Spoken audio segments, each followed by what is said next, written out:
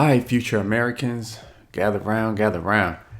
Now, this lesson right here is for people who say, Jay, one day I'm moving to the USA.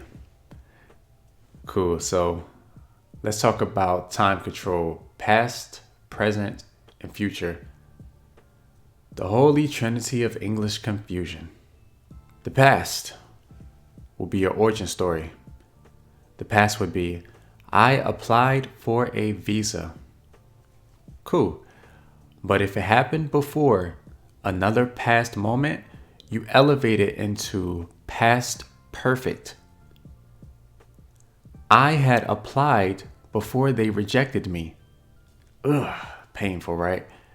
But grammatically elite.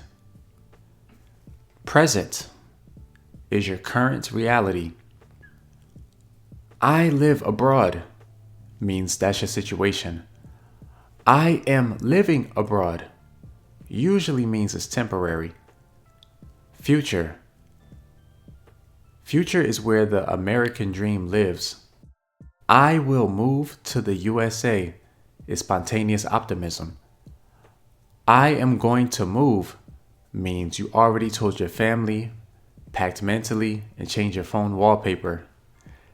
So when you say, I had dreamed about America, I am preparing now, and I will succeed.